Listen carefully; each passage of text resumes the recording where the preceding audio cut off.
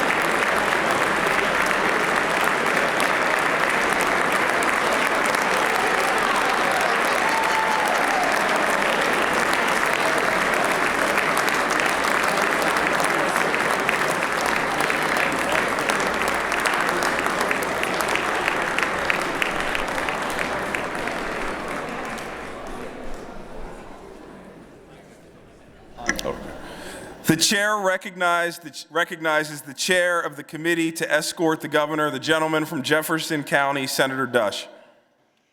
Thank you, Mr. President. Mr. President, Madam Speaker, members of the General Assembly, as chair of the committee to escort the governor, I wish to report that His Excellency the Governor is present and prepared to address this joint session. The chair thanks Chairman Dush and the committee. Members of the General Assembly, I now have the honor and the high privilege of presenting His Excellency, the Governor of the Commonwealth of Pennsylvania, Josh Shapiro.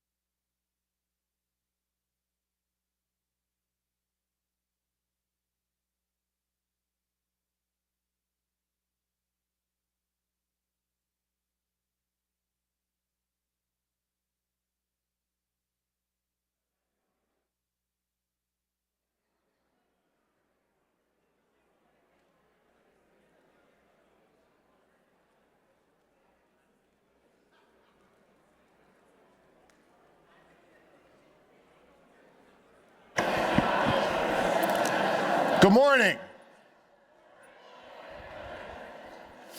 Lieutenant Governor Davis, Speaker McClinton, President Pro Tem Ward, Leader Bradford and Leader Pittman, Leader Topper and Leader Costa. Thank you for giving me the honor of addressing another joint session of this General Assembly as your governor. Before I begin, I want to recognize my outstanding cabinet and senior team led by Dana Fritz, who I have the privilege of working alongside every day to move our Commonwealth forward. And I'd like to give a special thanks to the Commonwealth's new Budget Secretary, Zachary Reber, who joins us today. His unique collection of ties only surpassed by the number of vests worn by Russell Redding at the farm show. I'm proud that my dad, Steve, my in-laws, Ellie and John, are here with us today, and I especially want to welcome the love of my life and Pennsylvania's First Lady, Lori. Love you.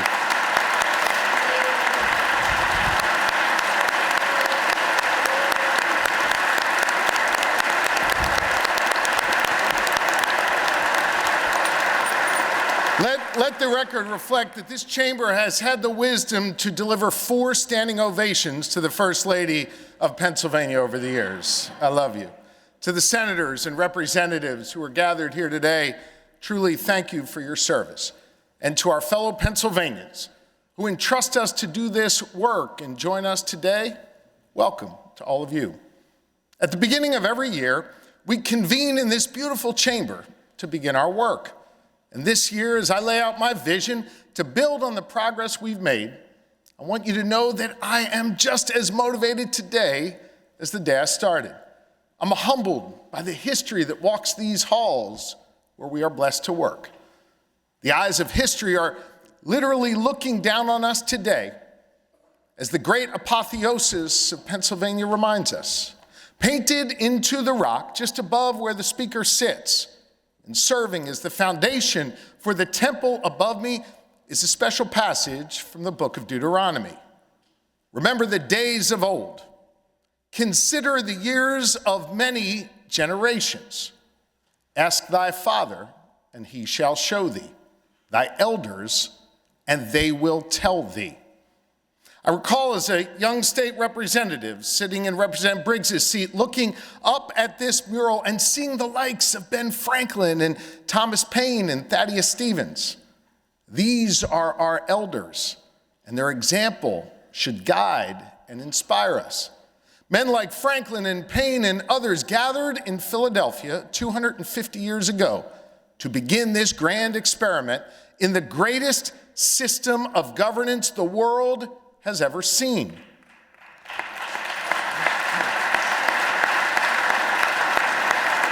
And that work has been passed on from generation to generation. But you see, I'm not just inspired by our history, I'm inspired by the stories I hear from Pennsylvanians each day as we consider the years of many generations yet to come and the Commonwealth we will leave behind for them. These are the people that give us our direction, the people that I listen to, the people for whom I'm hungry to continue to make a difference this year and for many more years to come. Because I know government can be a productive force for good in people's lives. I know because I've seen it over the past 3 years. Our kids are getting a better quality education. Our workers have more opportunity to chart their own course. Our economy is growing and our communities are safer. We've done that work together, and we've done it in a way that shows we respect all people, no matter what you look like, where you come from, who you love or who you pray to or choose not to pray to. We've increased funding for education by nearly 30%. We've expanded VOTEC, CTE, and apprenticeships to open up new pathways of opportunity.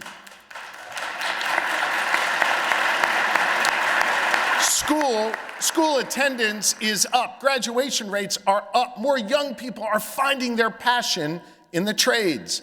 And for 31 straight months, our unemployment rate has remained lower than the national rate.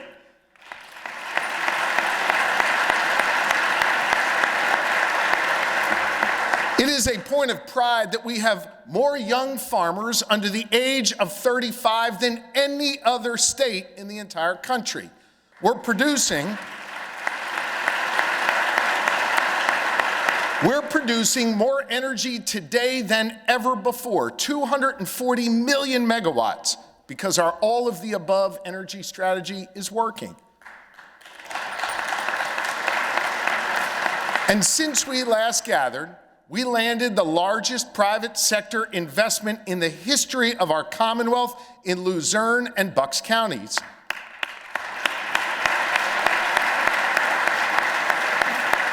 And just last Friday, we won the biggest life sciences deal in Pennsylvania history and the largest economic development deal ever in the Lehigh Valley.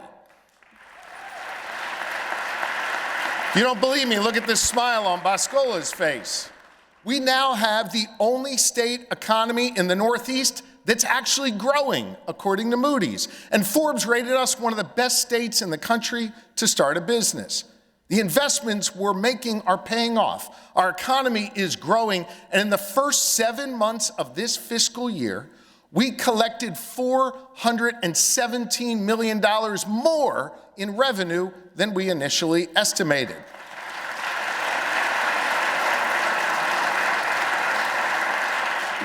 Our bond rating has gone up not once, but twice, resulting in taxpayer savings of more than $200 million. What we're doing together is working. We're solving problems and we're getting stuff done to improve people's lives. And Pennsylvania is on the rise. Here's another problem we're tackling head on together: public safety. Over the last 3 years, we have funded nearly 2,000 more cops on the beat and expanded after-school programs and violence intervention initiatives centered on our communities. As a result, violent crime is down 12% and fatal gun violence is down 42%.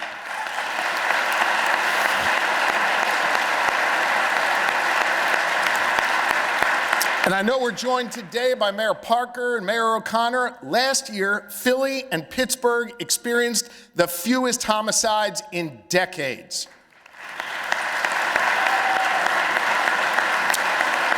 We're doing this by building trust between law enforcement and the communities they serve. I'm the former chief law enforcement officer of this Commonwealth. I know what it takes to make our communities safer.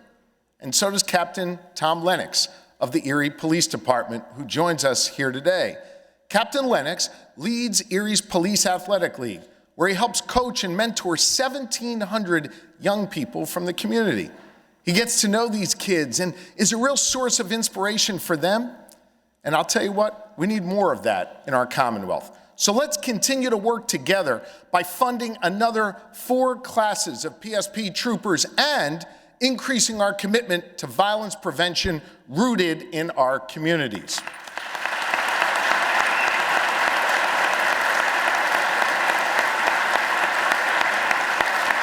Lieutenant Governor Davis leads the Pennsylvania Commission on Crime and Delinquency, and he has been strategic in driving out $97 million to Erie's PAL and other violence prevention organizations. We thank him for his work, and it is working. We've more than doubled state funding for these initiatives, and this year we're building on that progress by further increasing that funding and expanding after-school programs through the LG's Boost initiative. And consider this, dollar for dollar, we've invested just as much in violence prevention as we have in training new PSP troopers under the leadership of Lieutenant Colonel George Bivens, because we understand that our two-pronged approach is the smart way to ensure public safety. But while we here in the Commonwealth, Democrats and Republicans alike, have worked together to make our communities safer, we've had to beat back attempts from our federal government to undermine that progress. When the administration cut $18 million for Homeland Security funding, money that PEMA Director Randy Padfield and our local communities used to detect threats and keep people safe, I went to court to protect Pennsylvanians, and we won. But understand, this isn't an ideological fight. It's about making sure Pennsylvanians get back what they are owed. You see, Pennsylvanians pay $158 billion in federal taxes every year, and we expect to get something for that money. And the federal government hasn't just tried to unlawfully withhold funding for public safety. They've also tried to do that for dollars for plugging abandoned wells and providing health care for rural communities. improving school infrastructure, and even providing food benefits through SNAP. They're breaking that compact they have with the people of Pennsylvania. That's why I took them to court 19 times and won each and every time, bringing billions of dollars back to our Commonwealth.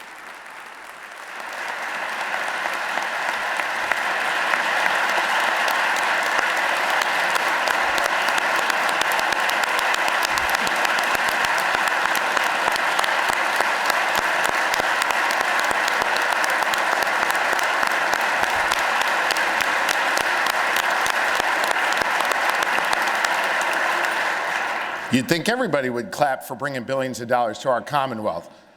Look, I know this is uncomfortable for some of you in this room to hear, but now is a time when we need to stand together for our Commonwealth and be prepared should they try to take away more of what is owed to us.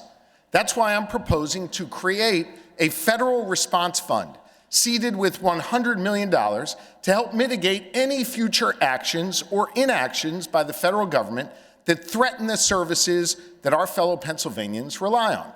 Remember, we're here today talking about 1/3 of what our state spends, our discretionary budget.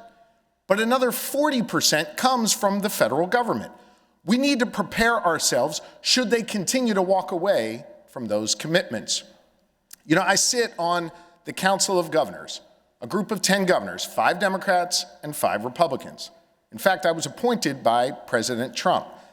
In our conversations, the federal government has made clear they want to shift the cost burden for emergency preparedness to the states, which is why our state fund is so needed right now.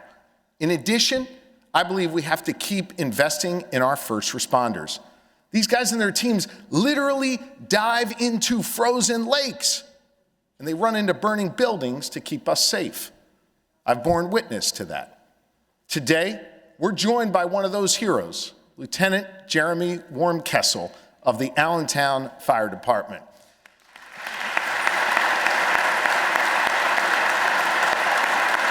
Stand up.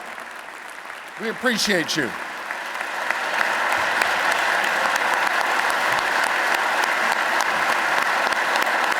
Thank you.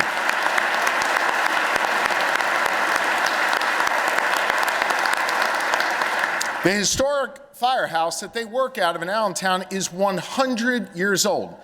It's the largest and busiest in the city, but the walls are literally falling down and the heat often doesn't work. The Commonwealth already provides some funding for fire companies under the leadership of Commissioner Cook, but the current system doesn't allow them to make major investments like repairing their building. $30 million in competitive grants would change that and give Allentown the opportunity to upgrade this firehouse. Look, public safety is at the heart of our work as elected leaders. And if our communities are safe, then we provide a strong foundation for real growth. I hope you will join me in standing with our first responders, not just clapping for them today, but funding their needs every single day.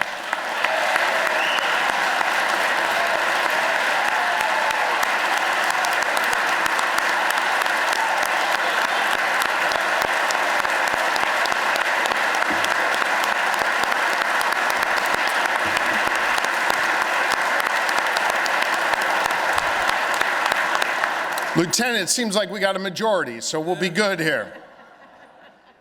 Look, a safe community is a critical ingredient for economic growth. On my watch, we have experienced record economic growth. Consider this.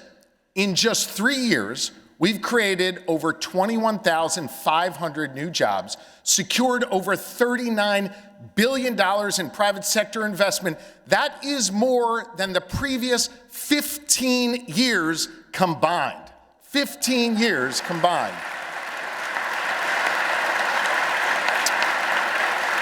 You remember when I said a moment ago we've collected $417 million more in revenue than we projected? Well, this is a big reason why. On Friday, I was in the Lehigh Valley where Eli Lilly, the most valuable pharmaceutical company in the world, announced they are investing $3.5 billion with a B to build a state-of-the-art manufacturing hub and create nearly 3,000 new jobs. We couldn't even compete for that kind of deal a few years ago, but now we're winning them because we have a plan, we have the resources to back it up, and we are moving with real speed. This is a testament to all of us coming together and prioritizing economic development under the extraordinary leadership of Secretary Rick Seiger. Thank you. And we are seeing results all across our Commonwealth.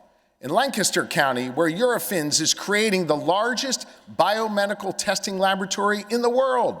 In Erie County, where Colton and Zach Troyer, fourth-generation potato farmers, are developing a new brand of organic potato products and creating 50 local manufacturing jobs.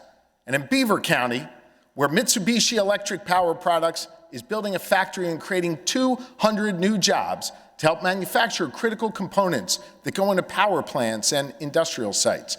And you know what? We won that Mitsubishi deal over friggin' Ohio.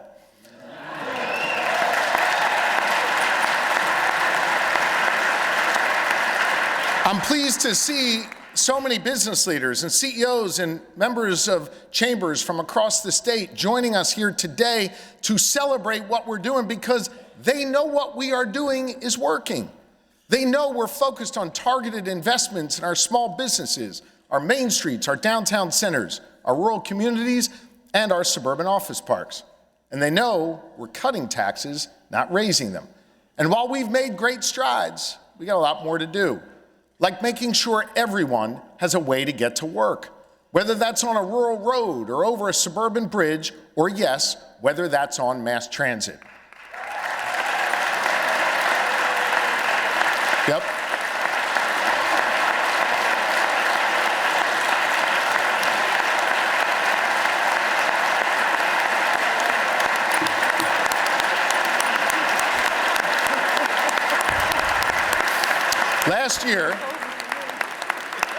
Last year, Secretary Carroll and I stepped in to provide a bridge for our two largest transit systems for the next 2 years.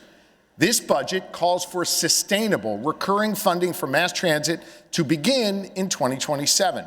I bought us 2 years, but we have to keep working at this because this isn't a problem we can ignore. Mass transit helps drive our economy, and this is an issue of economic competitiveness. And y'all know I'm competitive as hell, and I want to win, and we're winning a whole lot. And to win, we need to innovate. We've always been a hub of innovation since the days of Ben Franklin. That's why, as Secretary Russell Redding knows, having the only Ag Innovation Fund in the country has been so successful, funding 88 projects in 45 counties and giving farmers the tools they need to succeed and grow. Let's learn from that experience and build on our success by creating Innovate in PA 2.0 to support our startups and help them grow too. And listen, this actually isn't a new idea, but we have a chance to make it better. Back in 2013, under a Republican governor, this body launched the Innovation Fund, seeded with $100 million in tax credits. A Democratic state senator sponsored it, and 99% of Republicans in the House and Senate voted for it.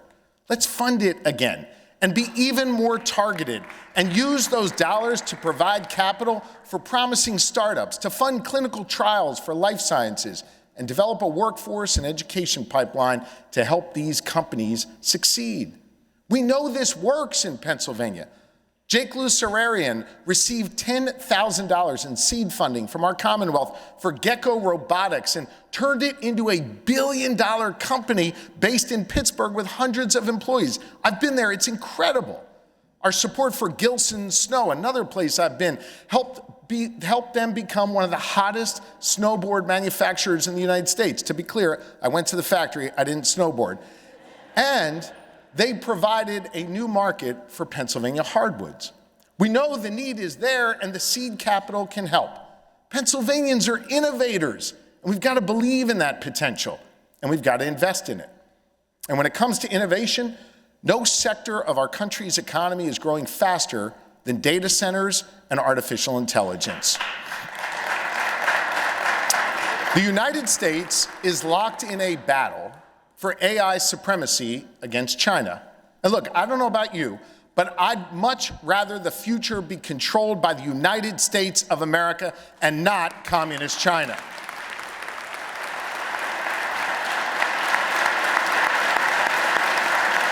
And so, if you believe that as I do, then recognize Pennsylvania is well positioned to play a leading role in that effort. We're the second largest energy producer in the entire country. We have leading researchers in AI and machine learning at Penn State and CMU, Penn, and elsewhere. We have the talent, and we're already investing in the workforce needed to build, maintain, and operate these facilities. And under my administration, we are delivering the speed and certainty in our permitting process that these massive projects require, thanks to the work of Ben Kirshner and the Office of Transformation and Opportunity. It's no wonder why last summer Amazon chose to invest $20 billion in our Commonwealth, the largest investment in the history of Pennsylvania. And at the same time, we need to be selective about the projects that get built here. I know Pennsylvanians have real concerns about these data centers and the impact they could have on our communities, our utility bills, and our environment. And so do I. So today, I'm announcing GRID, the Governor's Responsible Infrastructure Development Standards, developed by my administration in consultation with the community to hold data center developers accountable to strict standards if they want our full support. Let me explain. First, developers must commit to bringing their own power generation or paying entirely for the new generation they'll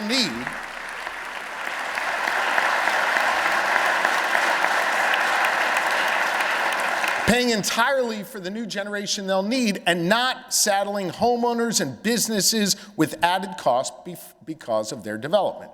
Second, developers must commit to strict transparency standards and direct community engagement. Too many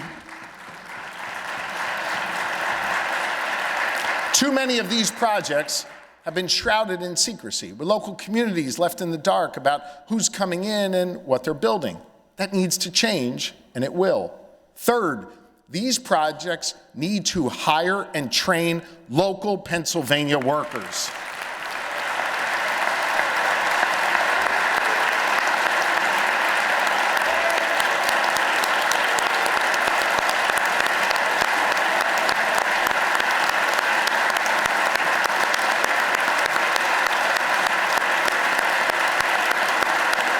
And to do that, they need to enter into community benefit agreements that fund important local priorities and support the towns that host them. And fourth, they must commit to the highest standards of environmental protection, especially water conservation.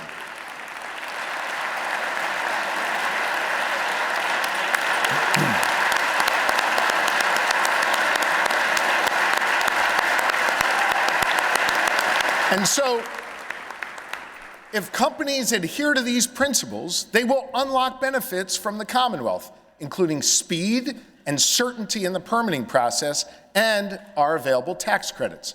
I know everyone in this room wants to see our economy grow and create more jobs and more opportunity. But I also recognize this is uncharted territory. So let's come together, codify these principles, and take advantage of this opportunity.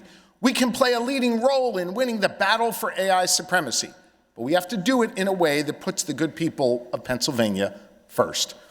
These tools and these data centers that they enable are really, really powerful. They've made their way into businesses, hospitals. They've also made their way into the hands of our children. Today, new technologies are allowing students to be creative, build worlds, explore their own power to innovate and problem solve. Lori and I have seen that with our own 4 children. We want to encourage them to do that, but we've also got to ensure that they are safe and they are protected, because these new technologies also present a host of new risks. Here's just one example. Hear me on this. AI companion bots are proliferating all across the internet. If you're a parent, you've certainly seen this. You can go on the App Store right now and download one, complete with a bot that will have a full conversation with you. For kids who are lonely or having a hard time, it can feel easier to turn to one of these apps for advice than to a real-life friend or parent or teacher. 30% of teens report using an AI chatbot every single day. But this space is entirely unregulated, and there are no protections. You can find bots that will tell you that they're real people. Some, and I've seen this with my own eyes, will tell you they're real doctors and give out medical advice. We have even discovered bots that say they are licensed to practice medicine in the Commonwealth of Pennsylvania. That's dangerous, and I would argue that is illegal. And so I've directed the Departments of State and Health, the Pennsylvania State Police, and my Office of General Counsel and the leadership of Jen Selber to explore all legal options to hold the developers of these apps accountable.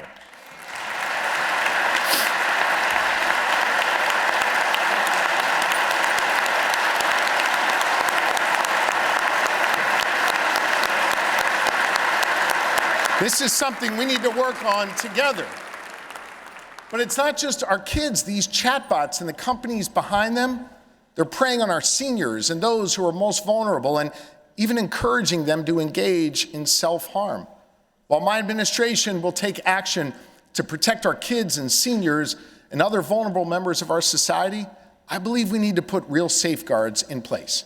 So I'm asking all of you to come together in a bipartisan manner to put common sense protections in place. Here's a few things I think we should do right away. Let's require age verification and parental consent because some kids are just too young to understand the difference between AI and a real person.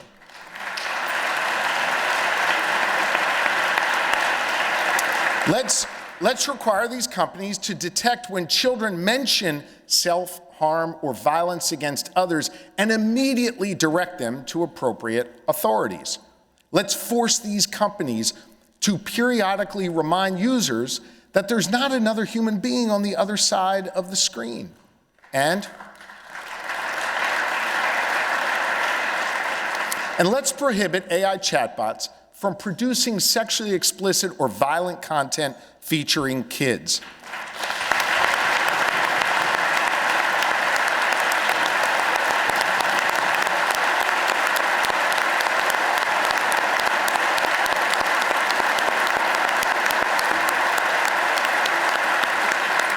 I know this space is evolving rapidly, and I think we need to and we can act quickly together to protect our kids. And look, this General Assembly has a track record of looking out for our kids. We've invested a record amount of money in public education and created a brand new formula that drives that money out to the schools that need it most. And we pledge to keep doing it until we meet our obligations set forth in Article 3, Section 14 of our state constitution, which guarantees every Pennsylvanian access to a thorough and efficient system of public education. As a result of the investments we've made so far, and thanks to Dr. Rowe and her team at the Department of Education, schools have served more than 224 million free breakfasts to our kids.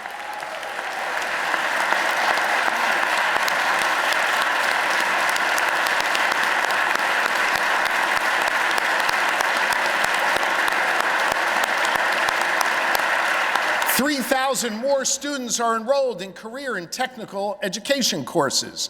The number of new teacher certifications is increasing after more than a decade of decline. Regular attendance and graduation rates are up, and Consumer Affairs now ranks us as one of the top states for quality public education in the entire country. This budget proposal builds on that progress. It again increases our investment in basic education and in special education. At a time when there are people attacking those with special needs, we are investing in them, we are respecting them, and we are believing in their full potential here in Pennsylvania.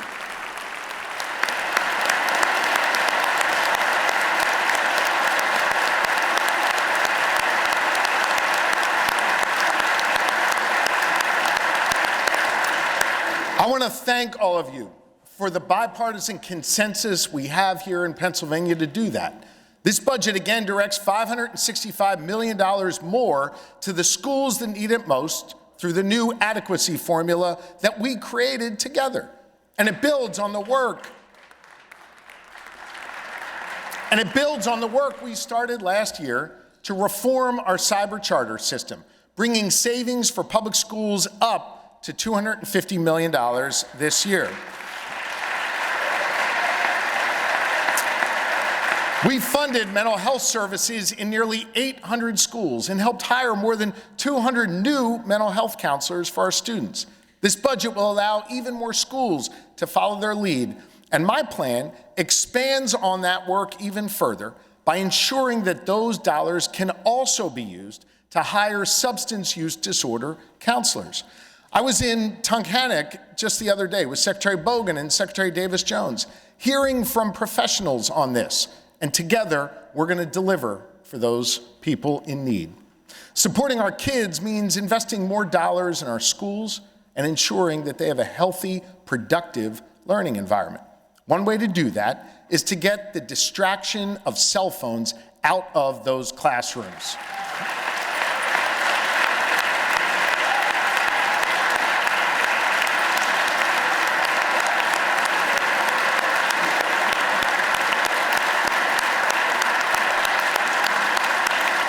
Man, if applause could vote, we'd have this whole thing done already. I'm calling on the members of the General Assembly to put a bill on my desk to ban cell phones while kids are in school.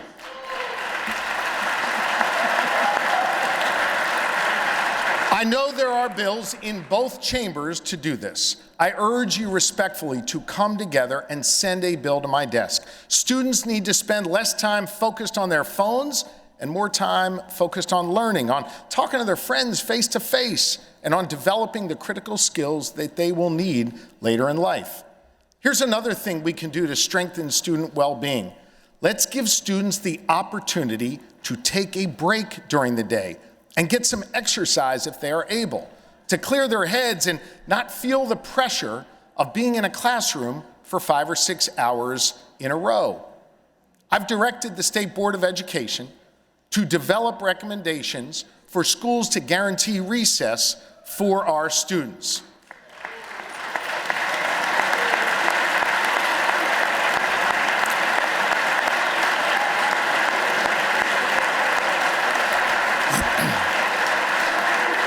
You know, I made a promise 3 years ago to put 2 parents on the State Board of Education.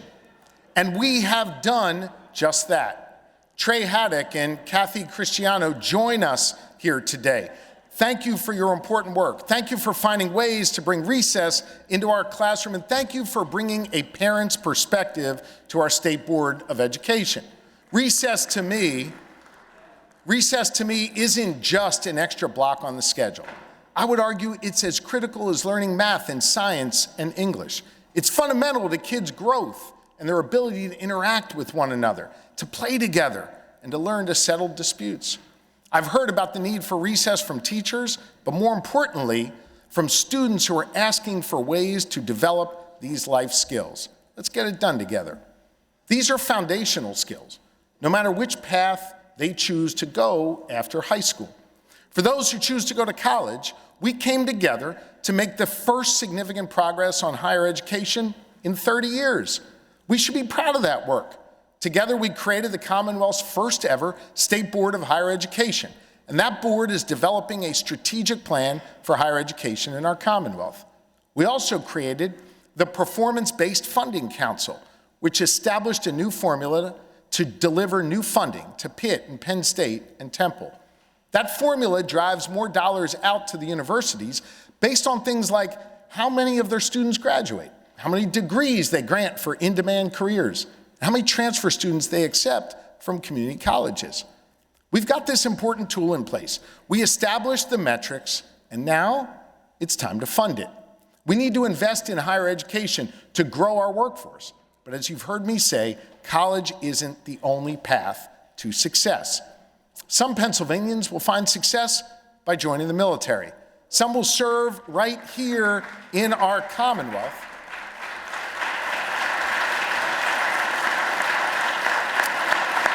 Some will serve right here in our Commonwealth by joining the Pennsylvania National Guard. And I want to welcome Adjutant General Pippi back here to the chamber today and thank him and all 17,000 service members for their dedication to our Commonwealth and our country. Thank you, General. Some Pennsylvanians will enter the workforce after high school and begin building their career right away.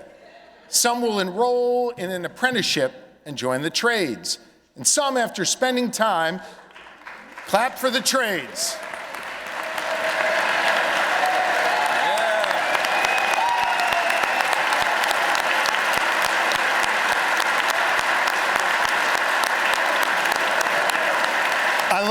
I love that our favorite plumber senator led the clapping for the trades. Thank you, Senator Kane.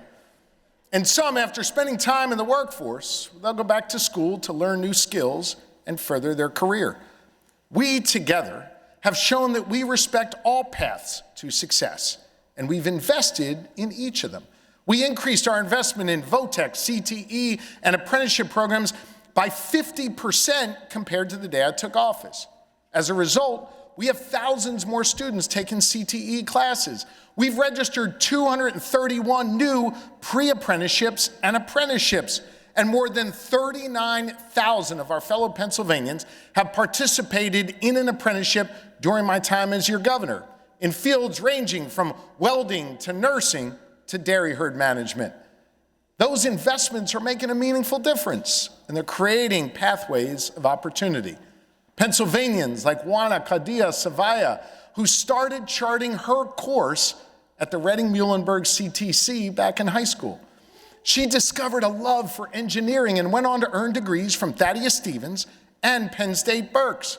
She now works as an engineering technician, all because she had the opportunity to go to a CTC back in high school. Juana is home with her newborn baby watching live on the live screen. Hey, Juana, and I want you to know we are proud of you here in this chamber.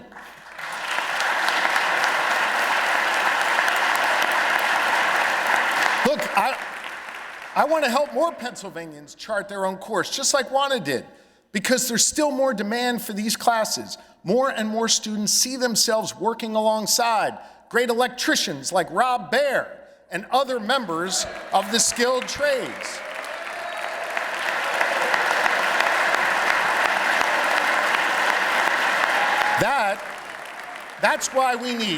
That's why we need to increase CTE funding by another $18 million this year, bringing our total investment to $200 million.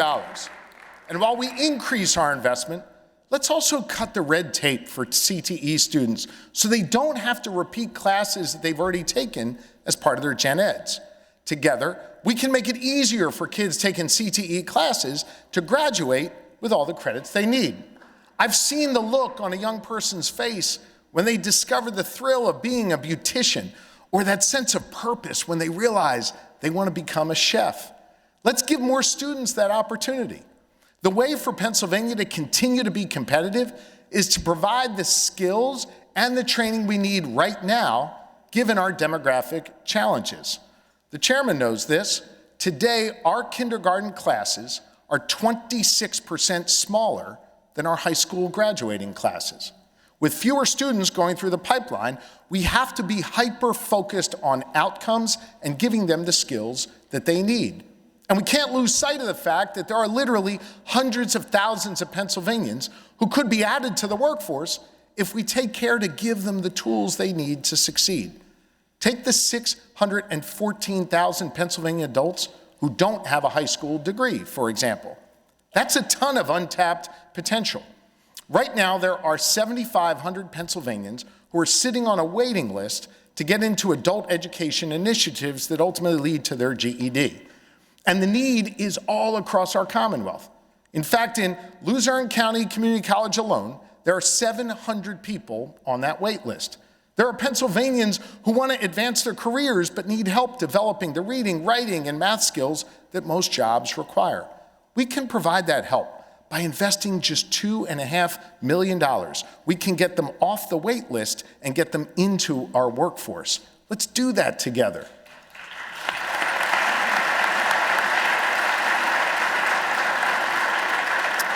There's another group with untapped potential, and not enough people appreciate what they have to offer: Pennsylvanians with disabilities. Lori and I, and Lori's done extraordinary work on this. Lori and I care deeply about making sure Pennsylvanians with disabilities find jobs, and the companies that hire them find great value in the work that they do. We recognize the unique strengths they bring to our communities. That's why we've taken care to support 76,000 workers with disabilities through our Office of Vocational Rehabilitation under the wonderful leadership of Secretary Walker.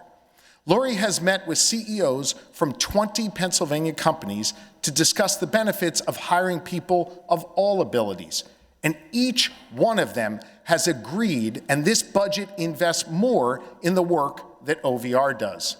Thank you for your work.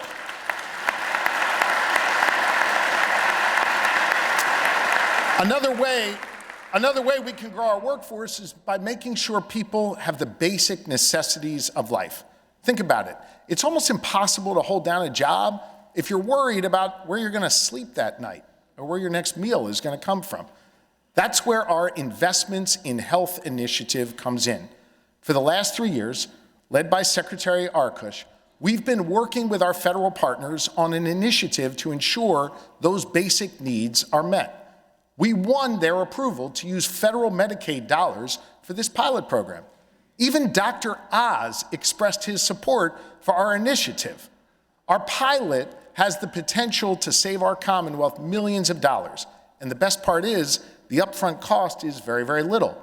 In fact, for less than $3 million, we'll be able to access more than double that in federal funding and potentially save millions of dollars and expand our workforce. Dr. Arkush, thank you for your leadership in this space.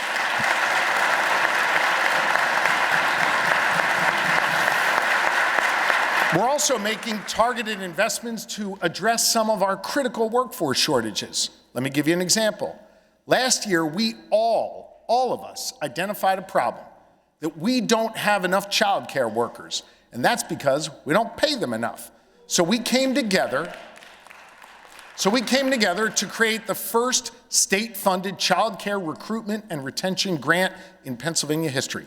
We gave $450 to 55,000 childcare workers across our Commonwealth, and we showed them the respect that they deserve.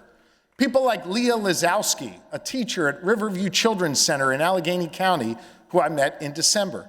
Leah has spent more than 20 years in this field. It's a passion for her. And this bonus will help her and her childcare workers like her keep doing that vital work. We've already received more than 4,300 applications from childcare centers to pay their workers and recruit more. The demand has been overwhelming. So this budget doubles down on that work and includes an additional $10 million to raise that recruitment and retention bonus from $450 to $630.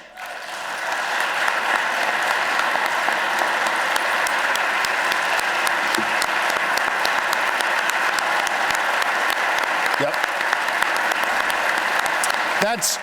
That's more money in the pockets of our child care workers and more available child care for Pennsylvania families. It's a win-win. And as our kids get older, the need for well-trained, high-quality professionals, it doesn't end. We also need more early childhood educators and pre-K teachers, these kind and gentle souls who want to get our kids started on the right path, but who have been paid too little for too long. This budget delivers for them. And as our kids enter the K-12 system, we will ensure that there are more well-trained teachers there to meet them. 3 years ago, we came together in a bipartisan manner to create the student teacher stipend. Because look, if you're working full-time as part of your training to become a teacher, you should get paid for that. In our first year, we invested in 2,000 aspiring educators. People like Haley Sill, who join us here today. She's a teacher who I literally ran into at Susquehanna Township High School, who got, clap for Haley, there you go. Stand up, Haley.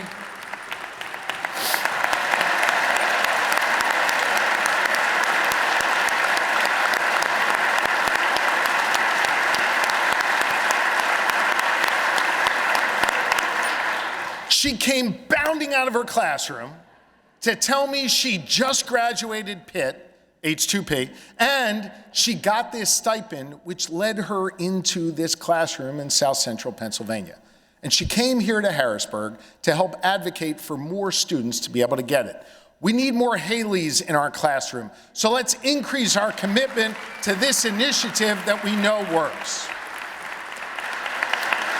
As she and the other 2,000 student teachers show, if we put more money in people's pockets, we can get them into the jobs they love. You know how else we can put money in people's pockets? By finally raising the minimum wage here in Pennsylvania.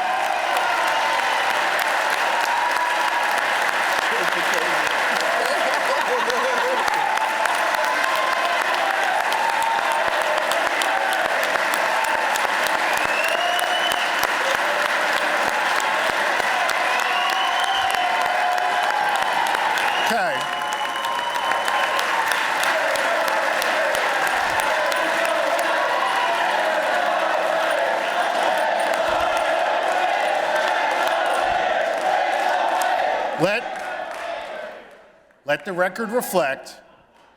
record reflect, I just noted that 25 senators stood up to clap for that. 25 senators did.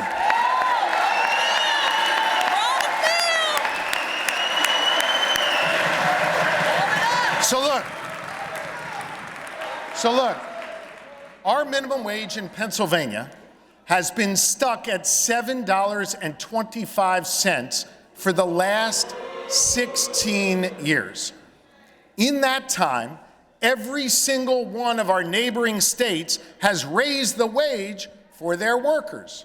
4 of our 6 neighbors are at $15 an hour or more. Ohio is on their way to $15. Hell, even West Virginia is ahead of us. The House of Representatives, under the leadership of Leader Bradford and Speaker McClinton, has passed legislation to increase our minimum wage twice. And each time,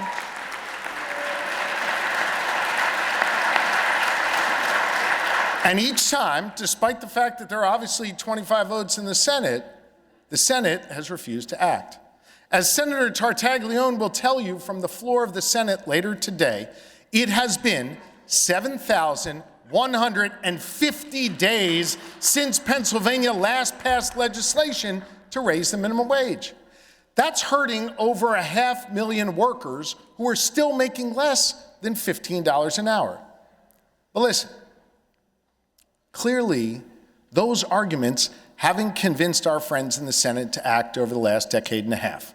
So let me offer one more reason why we need to do this. Because raising the minimum wage to $15 an hour will save this Commonwealth $300 million a year on entitlement programs like Medicaid.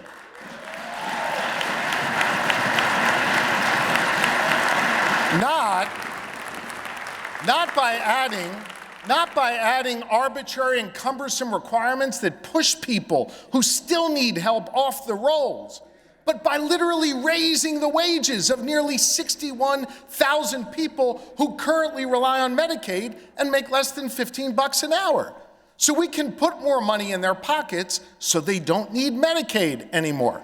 So listen, if you aren't going to do this because it's the right thing to do, or because it would let more families put food on the table for their kids, then do it because it's going to save us $300 million, shrink our entitlement budget by growing our workforce and putting more money back in workers' pockets.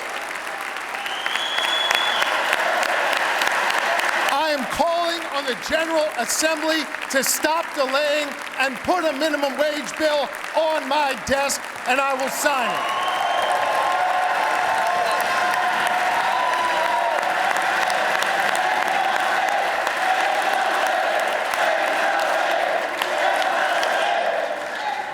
So look, whether you're earning minimum wage or not, we see too many arbitrary barriers for people who are trying to get into our workforce. And my administration has led the way on fixing this.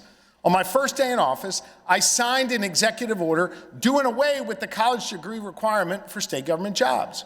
We tore down that wall that had been erected over time, and instead, we built a bridge to opportunity. Since then, 60% of our new hires don't have a college degree. But it isn't just Commonwealth employees who are benefiting from our focus on breaking down barriers. It's everyone who needs a license, permit, or certification from the Commonwealth to be able to practice their craft. Let me give you some examples. The Department of State, under Secretary Schmidt's outstanding leadership, oversees 29 licensing boards that confer 170 different licenses. When I took office, the processing time for many of these licenses was too damn slow. It took 25 days for a nurse to get their license 3 years ago. Today, it takes just 6 days. For pharmacists, hold your applause for Secretary Schmidt. We got some good ones here. For pharmacists, the wait was 26 days. Now it takes just 1 day. New barbers used to wait 12 days to get their license. Now they get that license the same day they apply for it. Think about it. I talked to my barber who cuts 12 heads a day.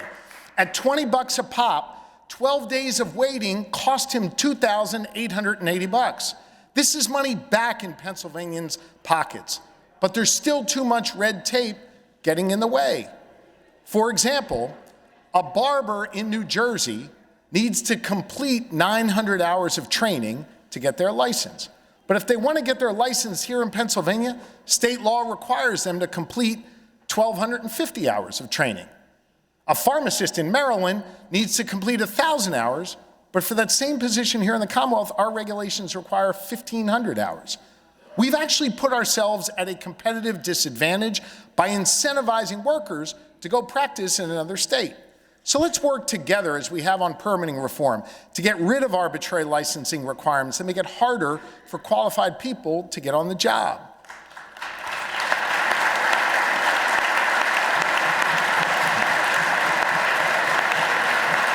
And I thank Secretary Schmidt for his leadership in this space. In addition to the changes in the law that we can do together, I've directed Secretary Schmidt to conduct a comprehensive review of our licensing requirements and report back, not in a year or 6 months, but in 30 days, to ensure Pennsylvania is competitive with our neighbors. Look, everyone in this room wants their doctor to have completed their schooling and gone through a rigorous licensing process. I get that. And we all want our engineers to demonstrate that they know how to build a bridge. But we also have to acknowledge that some of this red tape is just unnecessary. And by eliminating it, we can tear down those walls that keep people out of our workforce, preventing people from getting the help that they need and deserve. Let me give you just one more example. The need for licensed mental health professionals is growing here in our Commonwealth. Demand for licensed social workers is projected to increase by another 12% over the next 4 years. Fortunately, there are amazing students like Paige Lombard, who's watching at home, hey Paige, who are studying to do this work. But right now, they have to complete their coursework and also complete a licensing process that's largely duplicative.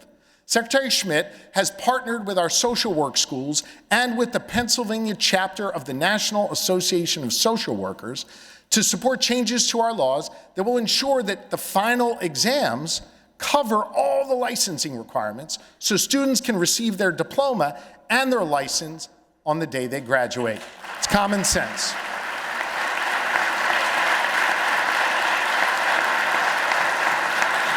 We need more of these critical professionals, and if you pass this reform, hear me on this, it will make Pennsylvania's process to license social workers the fastest in the country. Let's get it done. We all know that that need is real, because when people call our 988 call centers, when they're struggling, they need to be connected to these licensed professionals. Last year, 988 handled more than 145,000 calls from Pennsylvanians who are looking for help. This budget recognizes that and provides dedicated state funding for 988 for the first time ever. It also supports our walk-in crisis centers, the places that people often go to handle our most difficult cases. All of this builds on the investment that we've made together in county mental health services, recognizing that they're on the front lines of doing this work. This work is bipartisan, so let's keep it going, because there's more we need to do to protect Pennsylvanians, especially our kids. Over the last 8 months, under the able leadership of Secretary Arca, she and her team have been busy at work, meeting with a number of members in this room about how we can improve our child welfare system to keep our kids safe. Our system is supposed to be a place someone can turn to when they see something wrong. But right now, it's overburdened. And it's not set up to offer services to families who actually just need a little bit of extra help. Let me explain. There are many parents who are doing everything in their power to care for their kids, but then they get caught up in the system because they don't have enough money to put food on the table for the kids. They're working hard, they just can't make ends meet. To me, that parent is not the same as the one who purposefully and intentionally withholds food from a child. That's abuse. And those two parents shouldn't be treated the same way. But unfortunately, that's what's happening right now in our child welfare system. We've got to do more to help folks who are trying to be good parents and not let them get caught up in the system. I know that this is a priority for many members in this chamber on both sides of the aisle, which is why it receives increased funding in my budget. Let's make this the year where we work together to enhance Childline, update the Child Protective Services Act, and provide real help to those parents who are just trying their best.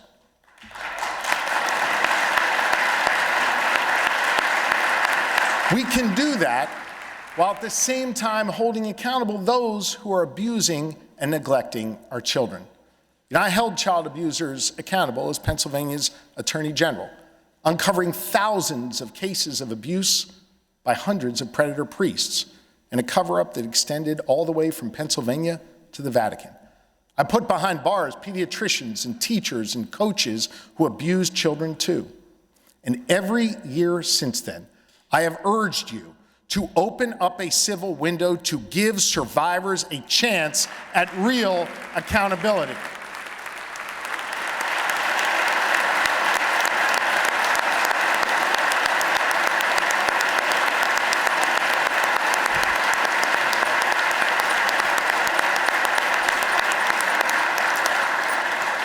Leader Bradford has put a clean bill on the House floor 6 different times over the last 3 years, and it has passed each time. But I gotta say it, I gotta call it out. Senate Republicans have refused to act. Stop cowering to the special interests like insurance companies and lobbyists for the Catholic Church. Stop tying justice for abused kids to your pet political projects. Start listening to victims. Listen to the victims.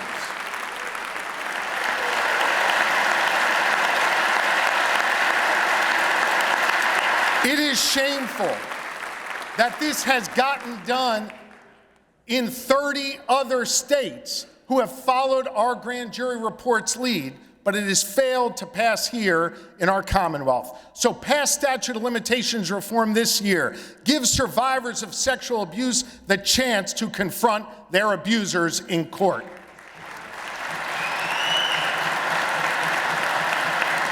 And just like we protect our kids, we've also got to make sure that there are strong protections in place to guard against those who would exploit abuse of our seniors. Under Secretary Kavulich's leadership, the Department of Aging has completely revamped the system for monitoring our Commonwealth's area agencies on aging, or AAAs. The AAAs provide a lot of the services that older adults in Pennsylvania rely on. They also investigate when an older adult is the victim of fraud or abuse. Secretary Kavulich has created a new system that judges every AAA on a set of criteria across 11 different categories. And for the first time ever, we are now posting those results on the department's website. That's why the Secretary and his team have received national recognition from experts in the field for these reforms. And my budget funds this important public safety initiative. But we need more than just funding. We need to update our laws, too, to protect our seniors. It has been nearly 30 years since the Older Adults Protective Services Act was really updated. It's so outdated that it doesn't even cover financial exploitation, the fastest growing form of elder abuse. Reverend Keith Marsh and his wife Deb, who join us here today, unfortunately experienced this. In 2024, criminals impersonating employees at their bank stole more than $850,000 from them. Those are entire life savings. And despite sudden transfers from their bank account, none of the actual employees at their bank flagged the transactions for suspected fraud. We need to put more safeguards in place. And so that's why I'm calling on the legislature to update our laws to include financial exploitation as a crime and empower DAs and attorney generals to prosecute these crimes. This is one of the many reforms we need to make to this law. So let's come together and get it done. It's common sense. To protect our kids and our seniors, we need to make sure every dollar we appropriate for their benefit goes to them and doesn't get fleeced from the system. As Attorney General, I prosecuted dozens of fraudsters and those who stole public benefits. Now the Office of Inspector General, led by another former AG, Michelle Henry, has continued that work alongside other state agencies. We combat fraud wherever we find it, and we put real resources into this effort because it's important to ensure that public dollars go to the people who really need them.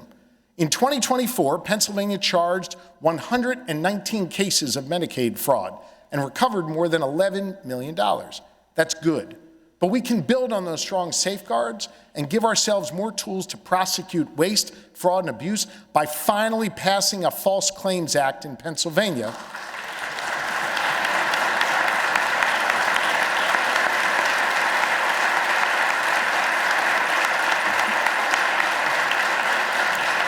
A False Claims Act allows us to collect additional damages and recoup more state dollars that would otherwise be lost to fraud. I know there is bipartisan support for this because I've literally stood with lawmakers of both parties advocating for a state False Claims Act. Let's finally get that done.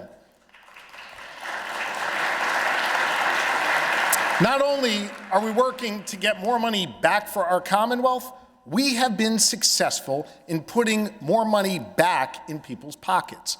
I know Pennsylvanians are feeling the pinch of rising costs, from the tariffs imposed on our farmers to costs passed on to consumers as a result of congressional inaction on health care. Nearly 500,000 Pennsylvanians are seeing their health insurance premiums double this year because Congress failed to act. Of that, get this, of that 500,000, over 85,000 Pennsylvanians have already dropped health insurance in just the first 4 weeks of this year because of those cost increases. And the communities that are getting hit the hardest are rural counties in Pennsylvania. Look, I hear it every day. Trips to the grocery store cost more. Our utility bills go up. And for so many, the American dream of owning a home no longer feels possible. That's why here in Pennsylvania, we have come together to cut taxes 7 times since I took office. 7 times. We've put money back in the pockets of seniors, small businesses, families with childcare costs, and working Pennsylvanians just struggling to get by. Last year, we came together to advance the first new initiative in 54 years to address poverty and to help working families. Madam Speaker insisted on this. And together, we created the Working Pennsylvanians Tax Credit. And this year,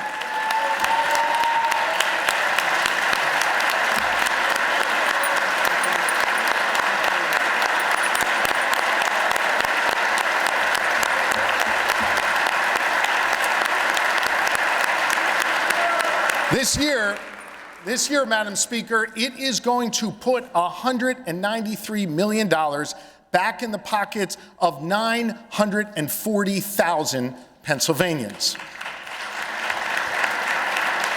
So my budget doesn't raise taxes. In fact, it continues to cut taxes, and it doesn't require a broad-based tax increase today tomorrow, or at any point in the next 5 years. Listen, I know how this works. I know some of you are going to try and score political points by saying it does, but just by saying it doesn't make it true. What this budget does do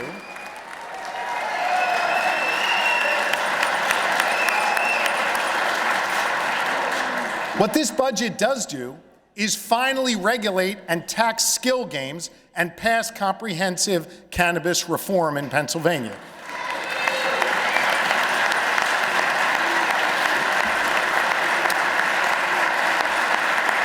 District attorneys from across the Commonwealth are calling on us to regulate skill games and finally provide law enforcement with clear guidance. We're putting our communities at risk and losing out on billions of dollars in revenue by doing nothing on both. Everyone knows we need to get this done.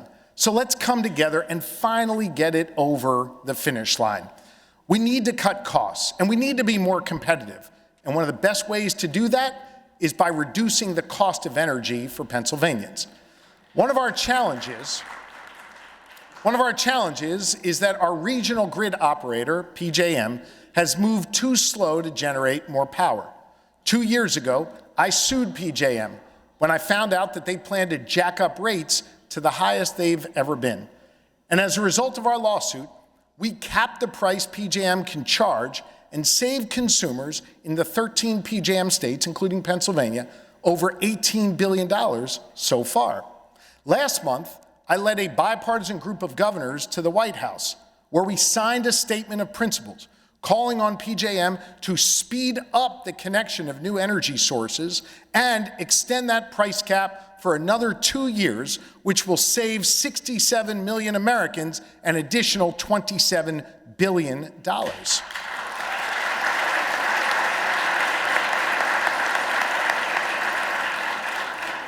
I'm going to let the Trump administration know you didn't clap for them. All right. PJM is just one part of the problem. But we know that there are other factors that affect Pennsylvania utility bills. The amount that comes from the energy you use represents only about 20% on your bill. Another big chunk comes from fees and costs that your local utility company charges to get electricity to your home. Our utility companies in Pennsylvania, well, they make billions of dollars every year, while at the same time, they've increased the cost for consumers with too little public accountability or transparency. That's going to change. So last month, I called the 4 largest electric utility companies in Pennsylvania into my office, and I pushed them to do their part to help control rising costs for Pennsylvanians. I made clear that if they were unwilling to act, the Public Utility Commission would step in and force them. Following that conversation, PECO, Duquesne Light, First Energy, and PPL, all of whom join us here today, have agreed to take 4 important initial steps to rein in costs starting today. First, they will end the so-called black box settlements and agree to set prices transparently so Pennsylvanians will know exactly how much money they are earning and how utility dollars are being spent. Second, they will work with my administration and with the General Assembly to enact common sense reforms that will ban deceptive contracts by retail providers, which could save Pennsylvanians hundreds of millions of dollars. Third, they agreed to eliminate junk fees that they charge low-income Pennsylvanians to have their service reconnected, something that literally can be done with the press of a button at the utilities control center.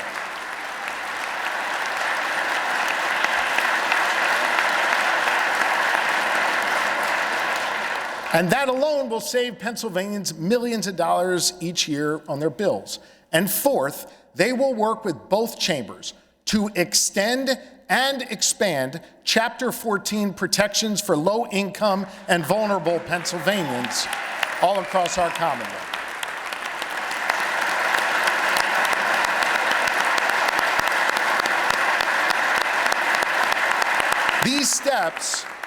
These steps will save consumers money immediately. And while I do appreciate our utility leaders for working together to cut costs for consumers, I want to be clear, this is just a start. They have a lot more work to do. And so that's why I'm taking 3 further steps today. First, I'm calling on the PUC to better scrutinize utility spending. I want the PUC to examine every single line of every single bill to ensure each customer dollar is being well spent. We're joined today by Chairman Steve DeFrank and members of the PUC who have agreed to begin working on this immediately. Thank you for your service to the people of Pennsylvania.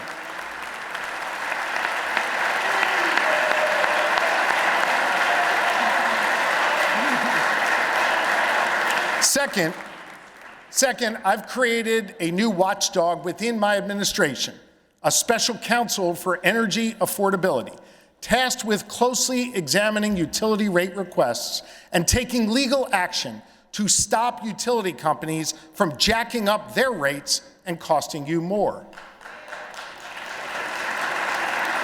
And third, look, we need to have a hard conversation about the amount of profit utilities and their investors make on the backs of hardworking Pennsylvanians.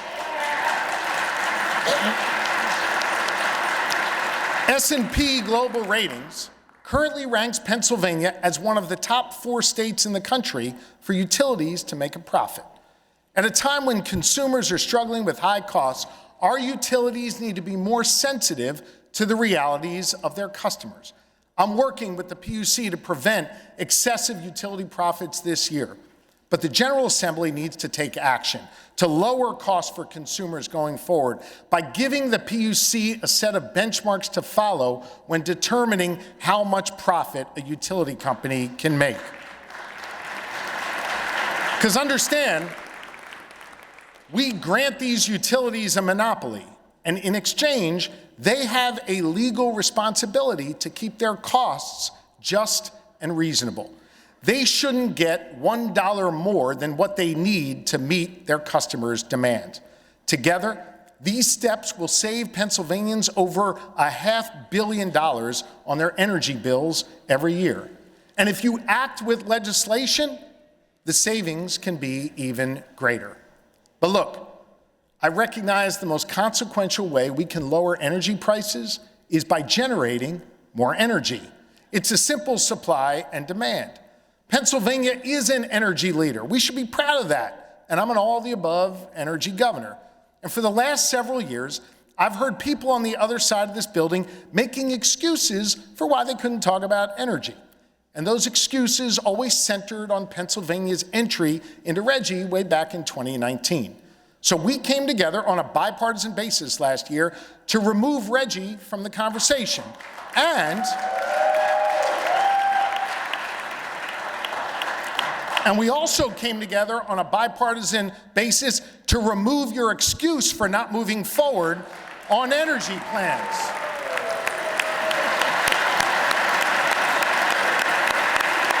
So now is the time to act. I've put forward my lightning plan, a comprehensive plan to build more energy generation here in the Commonwealth, reform our permitting and siting laws, and diversify our energy sector to generate more renewables. My plan will save consumers $664 million and create 15,000 energy sector jobs, Rob Baer. And it is supported by labor leaders, environmentalists, consumer advocates, and even energy producers. Look, this is my plan. If you don't like it, stop making excuses, put your proposal on the table, and let's get to work already.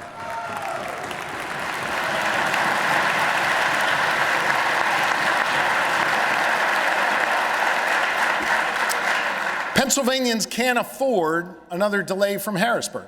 It's not just the cost of heat to heat our homes that's stressing folks out right now. Housing prices are too high as well. A lot of people are worried about whether they can afford a house at all. Home prices and rents are rising faster than wages. Over half of all homes in Pennsylvania are more than 50 years old, making them more expensive to repair. And if we don't take action now, we'll be short 185,000 homes by 2035. The mayor knows this. That's why today I am proposing bold new steps to reform our zoning laws, build more housing, and protect renters and homeowners. Like energy, one of the most effective ways we can lower costs is by simply building more housing. That starts at the local level, where zoning laws and ordinances vary across all 2,560 of our municipalities. Yet right now, we literally don't even have a catalog of all those rules. We need to make one so that we can help local governments understand what works best to build more affordable housing. That also means working with local communities to modernize the municipal planning code, to build where it makes sense, and to cut red tape where it's necessary. It means creating standards for accessory dwelling units, facilitating transit-oriented development, and streamlining mixed-use development on main streets and commercial corridors.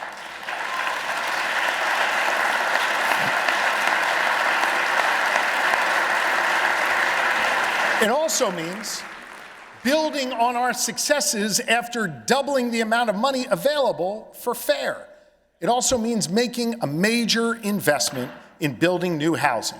And to do that, my budget creates a new $1 billion critical infrastructure fund.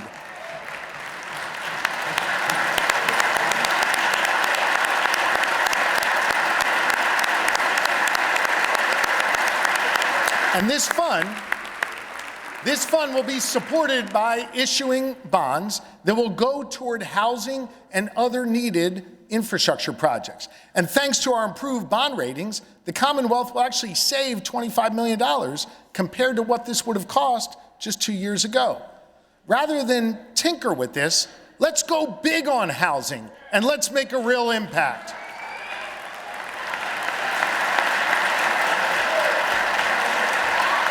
We need hundreds of thousands of new homes, and this is how we build them. But it's not just about building more houses and apartments, it's also about making sure those who live in them aren't taken advantage of. Right now, landlords are allowed to charge exorbitantly high fees just to submit a rental application. Those fees are meant to cover the cost of a background check, but too oftentimes landlords are charging 2, 3, 4 times the cost. I'm calling on a statewide cap on rental application fees, limiting them to the actual cost of screening and prohibiting landlords from charging fees before a tenant can view that property. Out-of-state private investors, well, they're also raising housing costs. Christine Zimmer, who lives in Berks County and joins us here today, she knows this firsthand. Christine and her husband, Joe, who passed away last year, they downsized in 2019 in order to move closer to their grandkids. They bought in a manufactured home community, a community where they own the home, but the company owns the land that it sits on and charges them rent for it. That's how the trouble started. The fee Christine pays to that company has nearly doubled since she moved in 6 years ago, creating a huge financial burden. This has become far too common across these kinds of communities, and there are 56,000 of these households across Pennsylvania, people living on land that more and more is being bought up by private equity. I'm asking you to pass legislation limiting annual lot rent increases for manufactured home communities to protect grandmoms like Christine from predatory private equity. Thank you for being here, Christine. Thank you.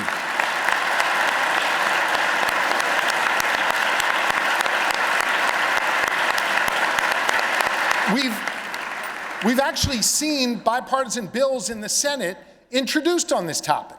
And just yesterday, a bipartisan group of House members stood together to advance this issue. Let's pass those together. Together. That's the operative word here. We have shown what's possible when we work together, even when it takes longer than it should. We all recognize it took too long last year, and that had real impacts on Pennsylvanians. But we learned some valuable lessons through that process. We learned that we all need to be at the table, and that we all need to be at the table sooner. When we all sat together, majority and minority, we made real progress. In that spirit, I've invited the leaders of all 4 caucuses to my office tomorrow to begin this process in earnest. And I appreciate the fact that they've all accepted this invitation. Thank you. But despite the extended process, all of us agree we made real progress last year. Progress that unlocks 2 of the most powerful forces in our society, hope and optimism. And that's what we're beginning to see more of.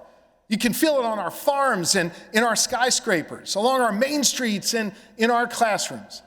At a time when dysfunction and chaos reigns elsewhere, Pennsylvania is showing we can be a model for steady progress when we come together, treat others with respect, and find ways to extend a helping hand to our neighbors. When William Penn arrived on the banks of the Delaware River in what is now Chester, Pennsylvania in 1682, aboard a ship named Welcome, he set out to create a place that would be an example to the nations.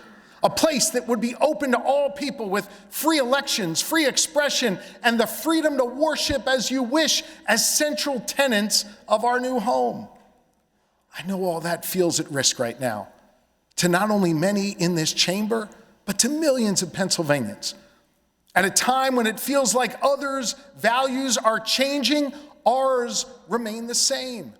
While some are attacking our citizens based on what they look like, where they come from, who they love, or who they pray to, we are demonstrating respect for all. As other states raise taxes, we're operating with a healthy surplus and cutting them. When others put in place policies to make costs rise, we ease the burden. At a time when people from different parties can't find ways to work together elsewhere, we know we have to get around the table here to make progress.